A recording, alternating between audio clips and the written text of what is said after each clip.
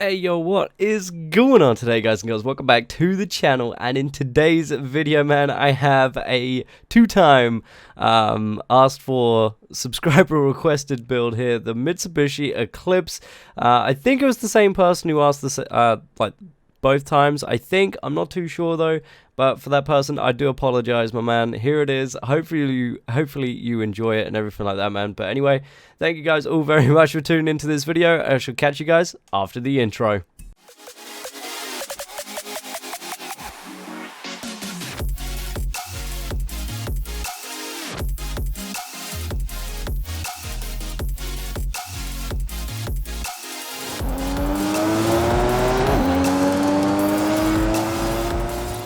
Alright guys, so here we are with the Mitsubishi Eclipse running in at 436 horsepower, 499 newton meters of torque, and 1,475 kg of weight, man. Now this thing is absolutely awesome, man. I do really enjoy smashing this thing around like some really tight bends and everything like that, man. This thing does run very well with it being all-wheel drive, etc. But just so you guys can hear the engine of this damn thing, bro, it sounds absolutely amazing as well. So let's go ahead and have a quick listen.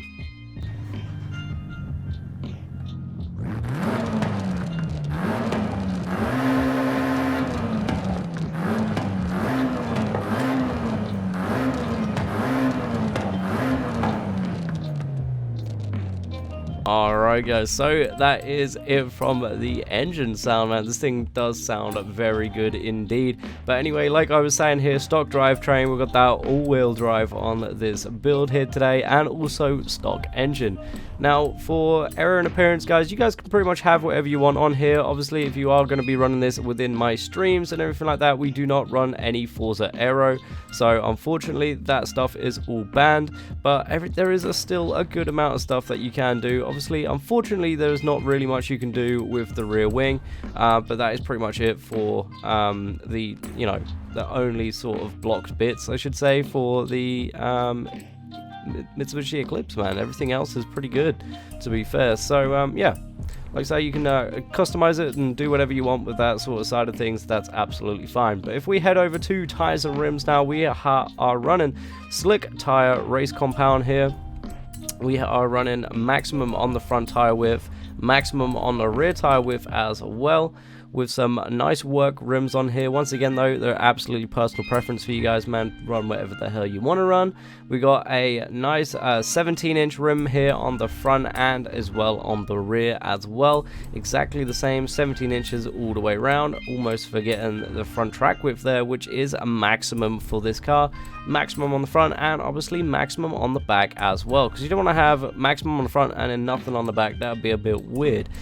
But anyway, moving on to the drivetrain of this absolute beast. We got the race clutch in here, we have a race transmission, we have a race driveline, we have the race differential as well. Moving over to performance and handling, on the brake system we have race brakes. On the springs and dampeners, we've got a race set of springs and dampeners. Front anti-roll bars, we've got race front anti-roll bars, race rear anti-roll bars as well.